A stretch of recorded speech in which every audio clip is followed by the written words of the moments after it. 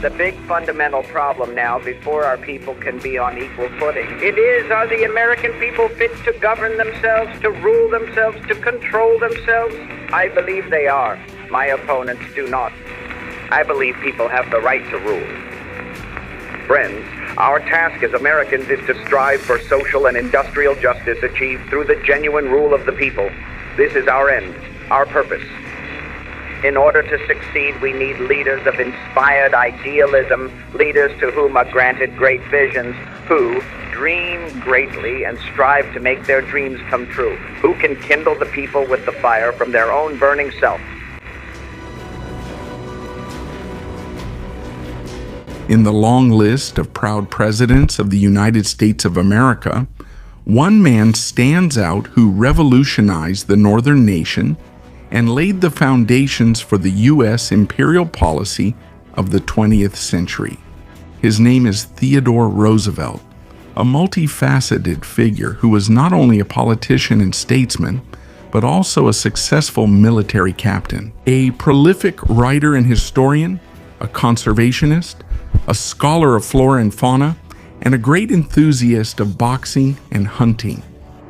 This colorful man rose to become the leader of the United States of America for 8 years, marking a turning point in the history of his nation and the world.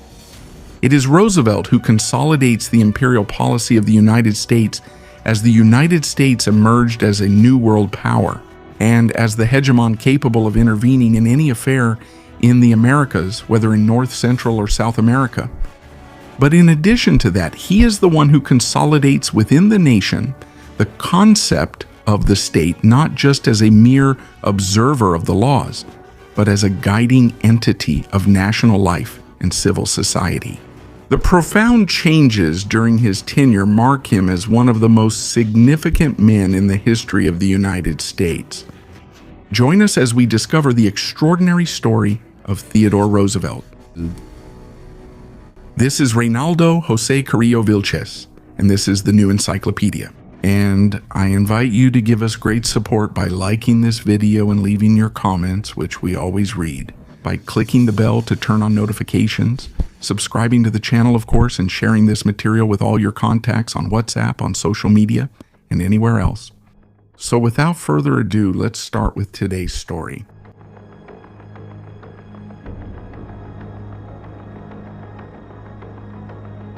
Theodore Roosevelt Jr. was born on Manhattan Island in New York City on October 27, 1858. He was the second of 4 children in a prominent family of Dutch aristocratic descent that had arrived in the United States in the 17th century. His father was a businessman and a prominent philanthropist, and his mother was a wealthy lady from the state of Georgia who came from a family that owned large tracts of land. As he grew up, Theodore began to develop health problems such as asthma and found in physical exercise a way to cope with them throughout his life. So he subjected himself to intense activities that helped him improve his condition, especially boxing, from a young age. In addition, even back then, he also showed a sharp intellectual curiosity that was enhanced by what he himself described as a photographic memory. Roosevelt lived a relatively calm, abundant, and pleasant childhood compared to the difficult situation his country was experiencing. With the so-called Civil War, or American Civil War, which broke out from 1861 to 1865, when Theodore was only 8 years old. But to understand Roosevelt's life and the historical moment in which he was born, it's necessary to take a brief look at the history of the United States. The origins of the United States go back to the first English settlements on the northeastern coast of the American continent at the beginning of the 17th century. The English would transplant their Protestant faith, their institutions, and their mercantile and seafaring spirit to these territories, while at the same time exterminating much of the native population and establishing the famous 13 colonies. The northern colonies developed an economy based on trade and industry, while the southern colonies based their economy on extensive agriculture and livestock, using slave labor brought from Africa. Little by little, the colonies grew in population and autonomy, until finally the so-called Founding Fathers declared the independence of those 13 colonies and merged them into a new nation called the United States of America on July 4, 1776, adopting a republican and federal form of government. This formally started the War of Independence against Great Britain, which would last until 1783 and ended with Great Britain's recognition of the new country on the other side of the ocean. At the end of the 18th century and entering the 19th century, Americans with an eye on expansion formulated the so-called Manifest Destiny, a political religious doctrine that claimed the United States was a chosen nation destined to expand its values and its dominion. From the Atlantic coast to the Pacific coast, across the entire territory. So, in addition to this, they annexed the territories along the Mississippi, conquered large portions of land from northern Mexico, and negotiated with France, Great Britain itself, and Spain for several more territories. So by 1848, the United States had already expanded from coast to coast and established its current geography. But this is where internal problems begin due to the marked differences between the North and the South regarding the way of organizing the government, the organization of the economy, slavery, and other sensitive issues. These will explode when Abraham Lincoln is elected President of the United States. The southern states of South Carolina, Mississippi, Florida, Alabama, Georgia, Louisiana, and Texas left the Union, forming an independent state called the Confederate States of America. In this way, the war began between the so-called Unionists and the so-called Confederates, who had separated. Although it was short, it was quite intense and forever reshaped the internal politics of the United States. The Unionists would emerge victorious from this war in 1865, abolishing slavery forever and strengthening the power of the federal government in the North. Before this conflict, the dominant parties in the United States were the Whig Party, which was more conservative, and the Democratic Party, which was more liberal. The Whig Party disintegrated with the Civil War, or the War of Secession, because it had factions both for and against slavery and other issues related to the war. This led those who were against slavery to finally unite in a new party called the Republican Party. For its part, the Democratic Party positioned itself in favor of the Confederate, pro-slavery South.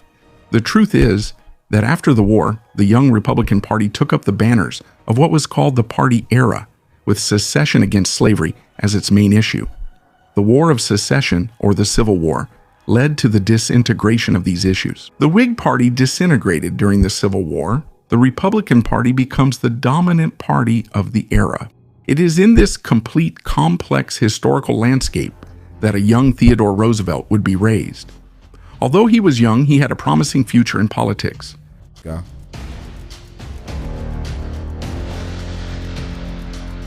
So going back to young Theodore, Roosevelt turned 18 and entered Harvard University in the state of Massachusetts, taking classes in history and government. But this new phase was soon shaken up. At the age of 19, when his father died in 1878, it was an event that left him deeply shaken. But that same year, he met a young, attractive, and wealthy woman named Alice Hathaway Lee, whom he began courting almost immediately. The college years were peaceful for Theodore, and by the middle of 1880, he had already finished his time at Harvard, ready to marry Alice. Thus, at just 22 years old, Theodore was already married, had a degree in arts from Harvard, and possessed a considerable wealth. Very soon, Theodore began to show an open interest in political matters, and this led him to enroll in law school at Columbia University, returning to his native New York. At Columbia, he was offered the opportunity to participate in the Republican Party, which he eventually joined in 1881 when he accepted the party's nomination for the state assembly. This was his first major political challenge, and he emerged victorious from that election. So he left his studies at Columbia to assume the position for which he had been elected in 1882 at only 23 years old. And despite his inexperience in the state assembly, he quickly became a recognizable figure, both for his attitude and his speeches, as well as for fighting against corruption and having a rather reformist spirit for the time. By this time, the young Theodore started wearing his characteristic mustache, which he would keep for his entire life. Around these years, he also went on a hunting trip, which was one of his hobbies, to the Dakota Territory. There, he was amazed by the lifestyle of the so-called cowboys and the cattle business, even going so far as to acquire his own ranch or estate there. In February 1884, his daughter Alice Roosevelt was born, but his happiness was immediately shattered by two fatal events: the death of his mother and the death of his wife Alice on the same day. This was a huge blow to Theodore's life, who fell into a deep depression over the following months, to the point of even leaving the state assembly at the end of the year. He goes to his ranch in Dakota, and there he finds a new lease on life surrounded by nature, wildlife, and ranching activities. It was a quiet time, filled with reflection and little activity. But he wouldn't come out of his depressive state. Not until 1885, when he took a trip to New York and reunited with Edith Caro, who was a young woman from New York high society and a childhood friend, with whom Theodore would marry for the second time at the end of that year. That year, the harsh winter cold also killed all his cattle in Dakota, forcing him to sell the property. Therefore, Theodore chooses to return to New York in 1886 and then decides to re-enter political life. In a short time, he had already become a prestigious and well-known man within the New York Republican Party. So he decides to accept a Republican nomination for mayor of his city that same year. But this election ends in a crushing defeat for Roosevelt. 9 months after this, his first son from his second marriage with Edith is born, named Theodore Jr. III. At the same time, he continues to get more involved in the affairs of the Republican Party, and an opportunity opens up for him in 1889, when the Republicans return to the presidency of the United States with Benjamin Harrison. The American president is going to appoint him as a member of the United States Civil Service Commission, which at that time was a public agency in charge of hiring employees for the federal government. And during this time, as he becomes more familiar with government work, he has 3 more children with his wife.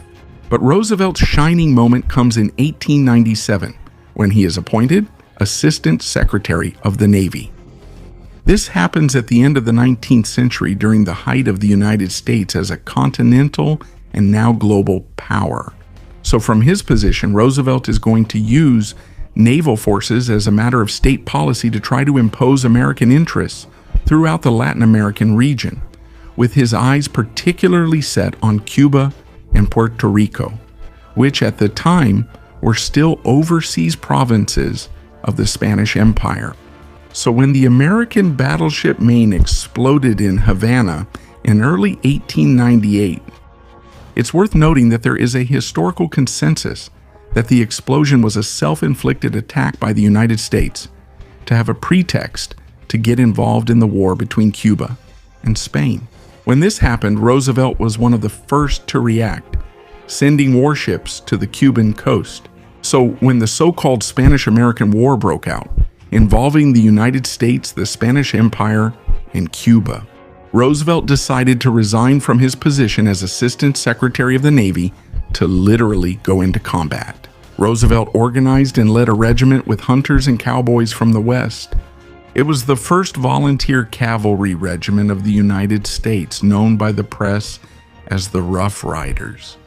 The Rough Riders, a regiment that gained fame in Cuba for their advances and for their feat of taking Kettle Hill in the Battle of San Juan. Thus, Roosevelt showed himself not only as a man of politics and government, but also as a man of war. With the American victory in this conflict over Spain and the military occupation of Cuba and Puerto Rico by the Americans, Roosevelt began to be seen as a national hero. His war merits led the Republican Party leaders in New York to choose him as their candidate for governor in that year's elections upon his return. This time he emerged victorious at the polls. Thus, at 40 years old, at the end of 1898, Roosevelt became the governor of his home state. He maintained the same drive as in his previous positions, fighting against administrative corruption and corruption in the justice system. This was reflected on several occasions, such as when he acted against the interests of some wealthy New Yorkers who used to evade taxes.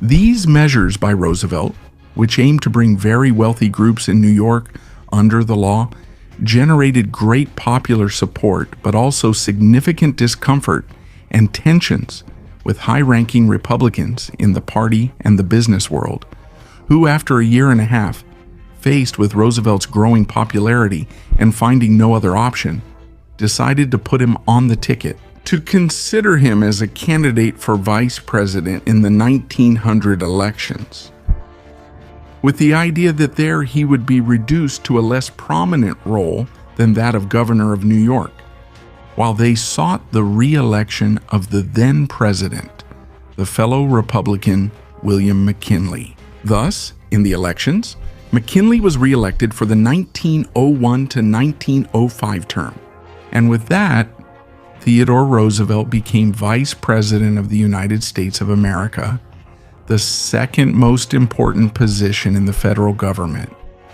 Now then, what neither he nor anyone else expected was that just 6 months after this term began, on September 5th, President McKinley was the victim of an assassination attempt at the 1901 Pan American Exposition in New York, where he was shot twice. And after 9 days fighting for his life, finally, while recovering, President McKinley died on September 14th of that same year. President McKinley's death not only shocked the United States, but also, without ever imagining it in his life, it made Theodore Roosevelt Jr., at 43 years old, the president of one of the most important nations on the planet. Taking office on September 14 as the youngest president in the country's history, thus beginning a chapter that would not only change his future forever, but also that of the American nation.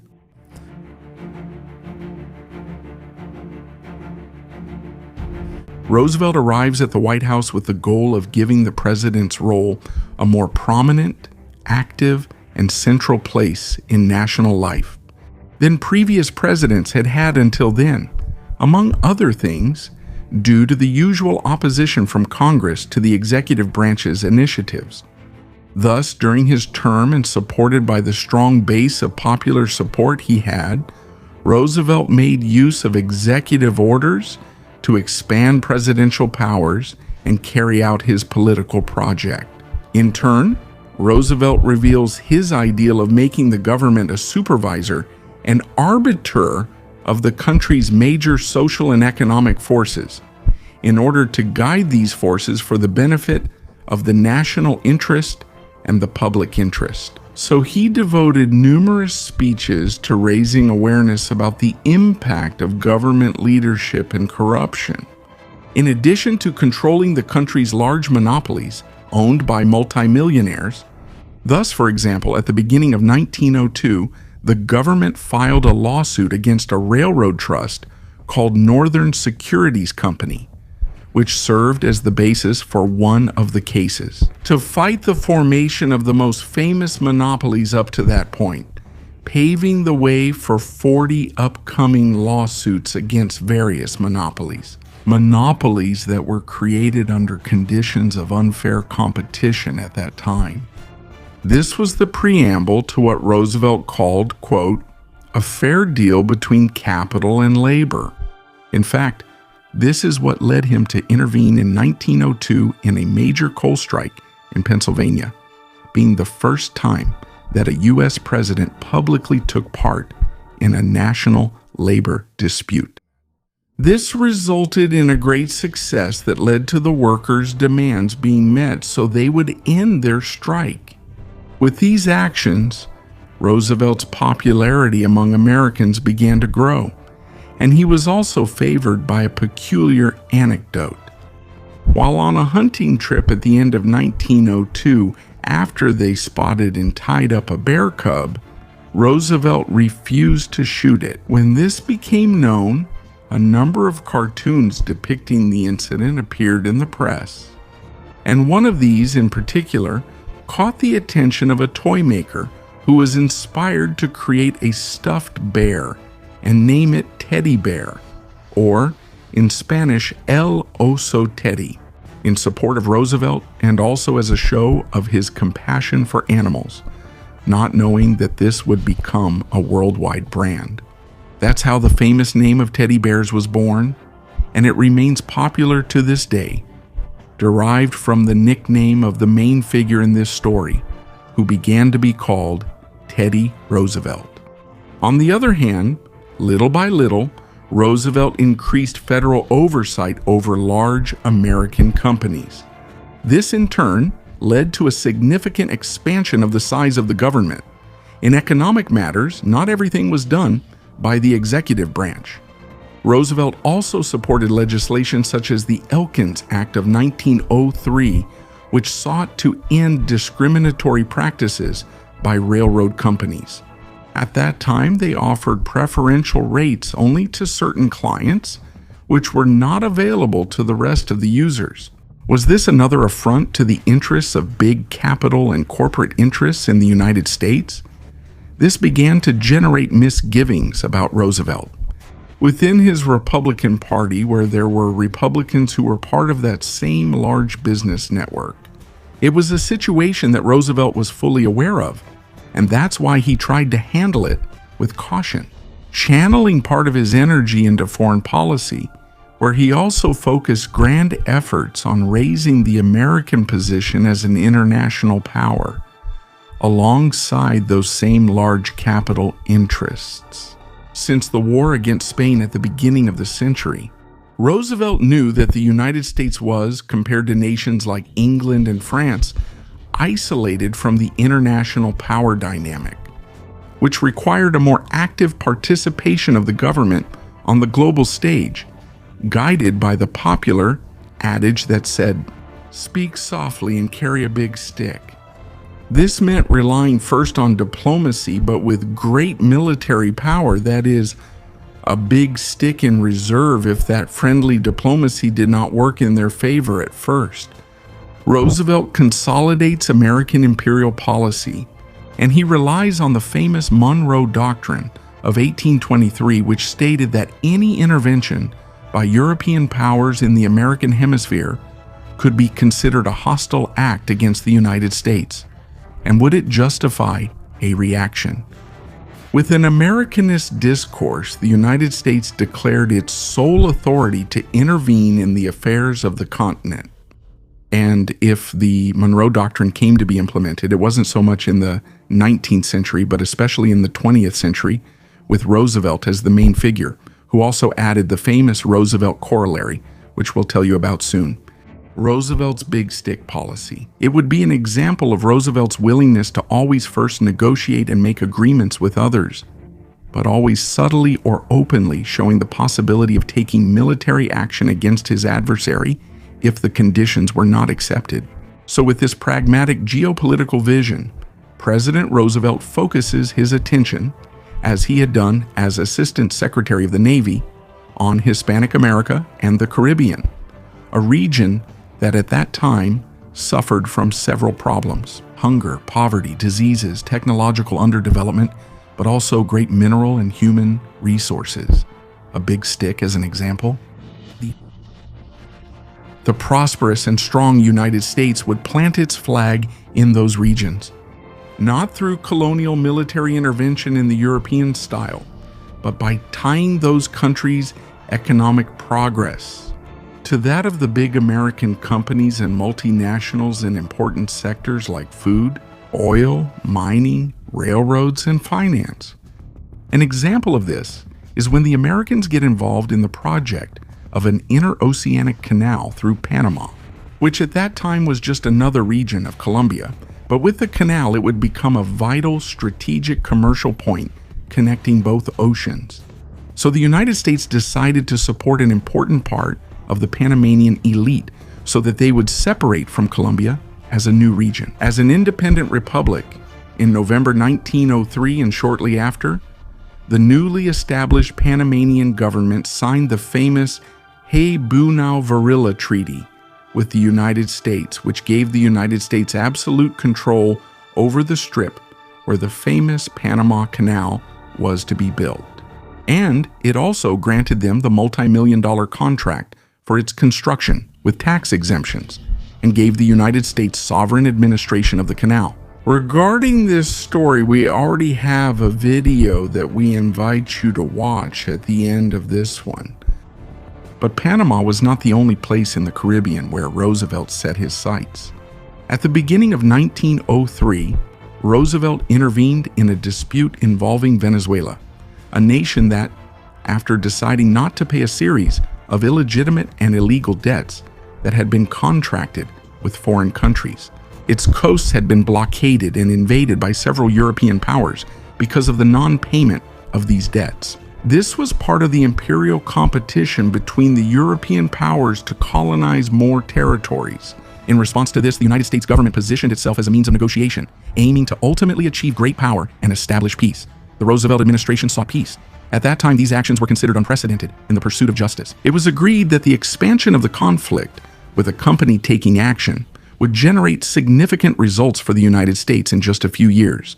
The region became a major zone, but in the case of the government, clashes between both countries would even lead, in 1908, to a change of regime in the Venezuelan nation. This conflict, the blockade of Venezuela's coast by European powers, served as the basis for Roosevelt to present to Congress in 1904 the so-called Roosevelt Corollary, an amendment by Congress to the Monroe Doctrine that expanded the powers of the United States of America to intervene militarily in other nations on the continent. In this case, if the Americans considered that a country on the continent was committing flagrant and constant offenses, they would, according to them, have justification for intervention.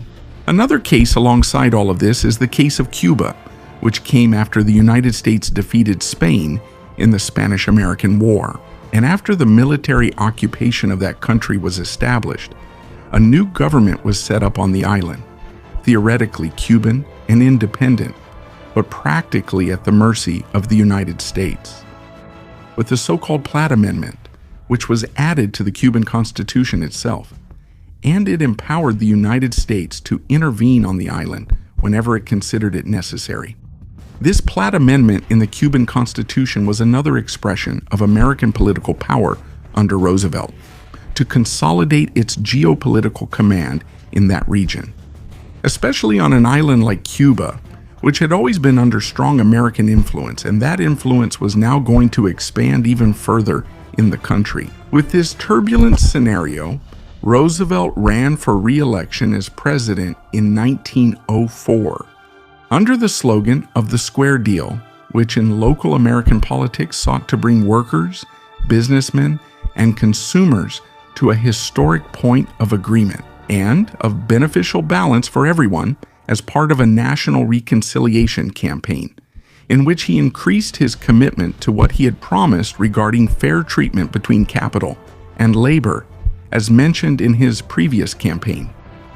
Thus, in the 1904 elections, Roosevelt defeated the Democrat Alton Parker and won 56% of the vote, and was elected for the term from 1905 to 1909, which under his leadership was already recognized as the world's leading emerging power.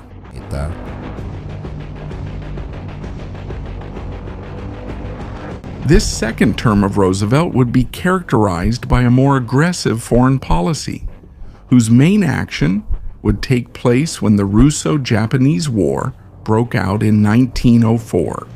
This war, driven by the expansionist rivalry between the two empires, Russia and Japan, in the Far East, represented a challenge for Roosevelt. The U.S. government and Roosevelt himself decided to intervene and mediate between the parties to reach a peace agreement.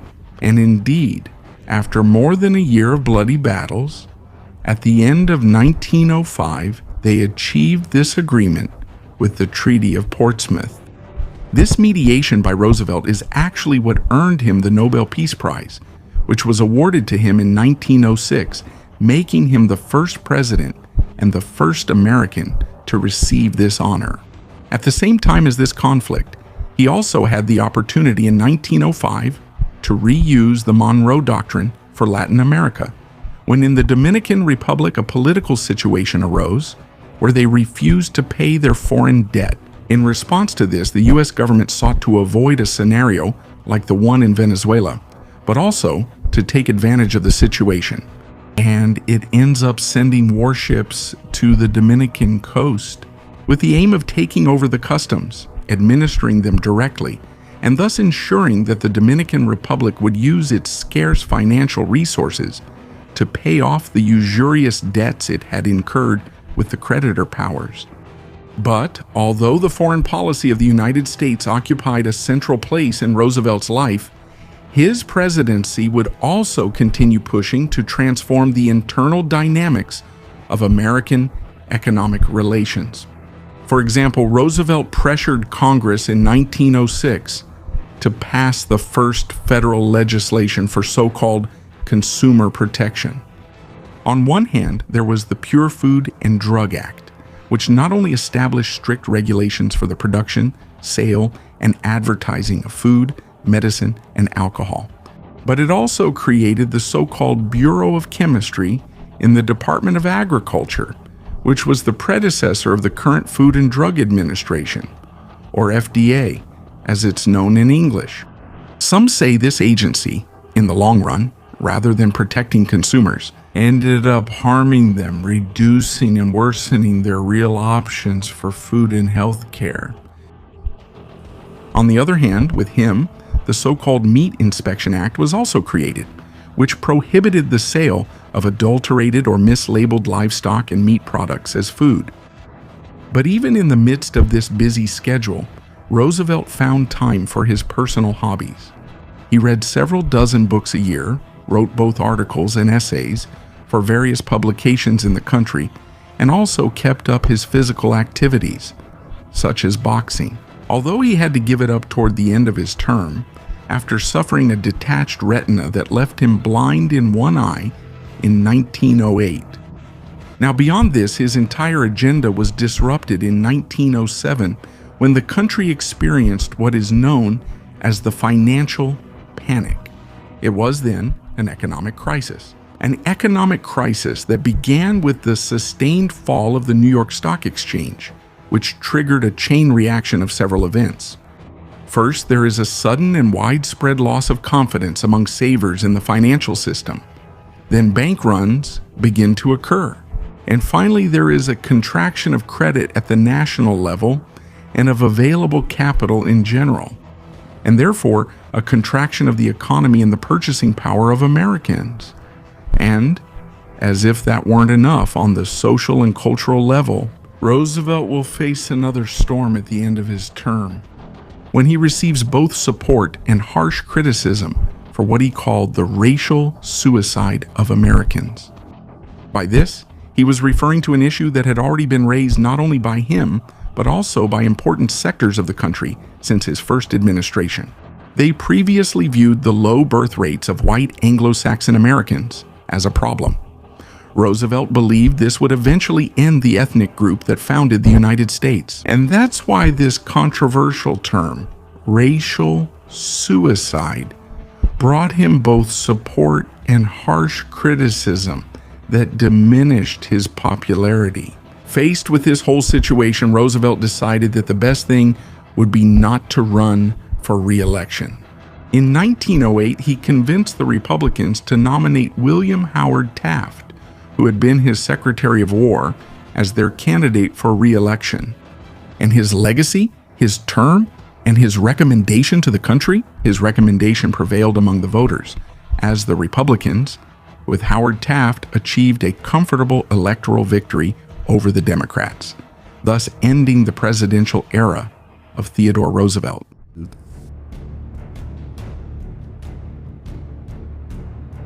After leaving the White House, Roosevelt took the opportunity to resume some of his forgotten interests and thus embarked on a long safari in Africa in early 1909.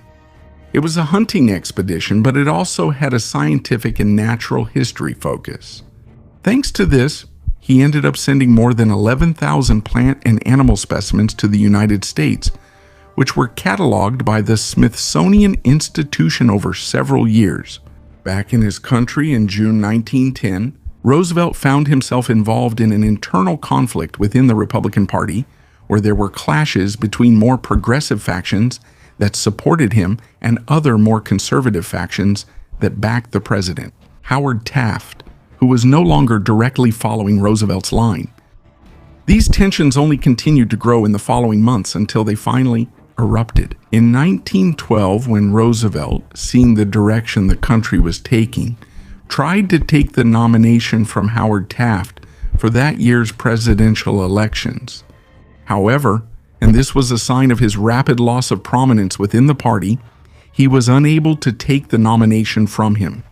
Thus, the more traditional and conservative sectors of the party prevailed, which led Roosevelt to break with the Republican Party to form his own new organization, which was the short-lived Progressive Party.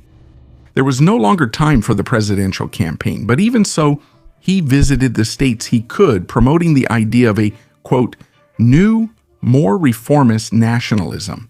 He was thus seeking to attract progressive sectors that did not identify with the Democratic Party. And it was during that journey that he experienced a famous incident during a visit to Wisconsin, when, while he was giving a speech at a campaign event, a supporter shot him in the chest with a gun. But even though he was badly wounded and weakened, Roosevelt refused to leave the place and instead stayed there, speaking for several minutes. However, despite this heroic act, in the end, it was not enough to defeat the Democrats, who won these elections with Woodrow Wilson for the 1913 to 1917 term. After this fiasco, Roosevelt decided to embark on a new naturalist river expedition through South America in 1913 this time, with the support of the American Museum of Natural History.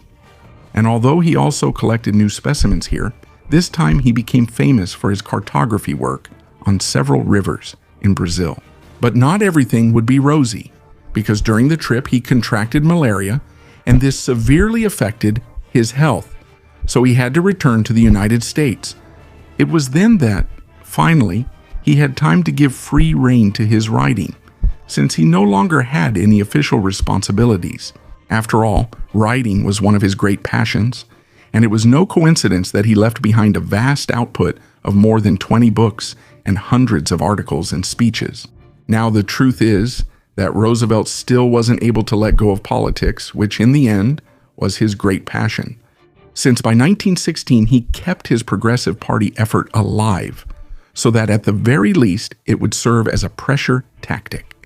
He still harbored hopes of being the Republican nominee for a new term, but he was willing to support another candidate if that was necessary. Then, when the 1917 Republican Convention came around, the party chooses Charles Evan Hughes. With that candidate, Roosevelt abandons the progressives and throws his support behind this candidate. But once again, the efforts are in vain, because the Democrat Woodrow Wilson ends up winning his presidential re-election. And under Wilson's leadership, the United States officially enters World War I at the beginning of 1917, making a significant effort to send troops to Europe. Paradoxically, and as a sign of his still youthful and adventurous spirit, Theodore Roosevelt sets out to repeat his feat in Cuba and travel to France to fight with a division of soldiers. But this request was rejected by President Wilson. Faced with this, Theodore has no choice but to watch his 4 sons enlist in the army, not knowing that the youngest of them would die in combat in his plane in 1918. This was an emotional blow that continued to affect his already fragile health at the age of 59. When he turns 60, he has to be hospitalized due to complications, and decides to spend his final days at the Oyster Bay House in the state of New York. He passed away there on January 6, 1919, due to a blood clot that ultimately affected his lungs. It was the end of his influence on American life, although his legacy would continue to endure for decades in the bipartisan politics of the Northern Giant. Not for nothing, Roosevelt had been the first president to challenge the idea of limited government, advocating instead for a strong, interventionist, and regulatory administration, both inside and outside the borders of the United States, with the supposed aim of channeling the country's driving forces toward what was considered the national interest. He also shows a determined use of the powers at his disposal and has no reservations about intervening in the economy under his national project. He believed in a better relationship between capital and labor, and he made this clear in his ambitious reforms and his crusade against American monopolies. That's true, but while he was doing all this, he was also planting the flag of the Monroe Doctrine with a big stick in hand, aiming to expand the United States as a power not only in the American hemisphere, but across the entire planet. For this reason, even though he was a Republican all his life, even after creating his own party, there are those who see Roosevelt as an example of political pragmatism that can't be boxed into any particular economic or social policies, but rather forged his own path, wrapped in nationalist rhetoric, with a realistic policy focused on whatever was best for American interests, even if those measures could be labeled as progressive or reactionary. At the same time, Roosevelt laid the foundations for a behavior that would become common to a greater or lesser extent among all American heads of state, up to the present day, and that is to intervene at will in the affairs of Latin America and the Caribbean, with the sole objective of safeguarding the interests of the United States in the confusing and ever-changing course of world geopolitics. Theodore Roosevelt was one of the most influential presidents in American politics at the dawn of the 20th century, and his term left a legacy that forever transformed the way that powerful nation, its parties, and its leaders have conducted themselves both internally and externally up to the present day. Thank you all very much from the bottom of my heart for watching this video. I hope you enjoyed it, and I remind you that your support gives us a big boost and is a great help. By interacting with the channel, leaving your comments, liking the videos, sharing the content on social media, on WhatsApp, and anywhere else, and by activating the bell so you get notifications every time we publish new content. So thank you all again, and may God bless you.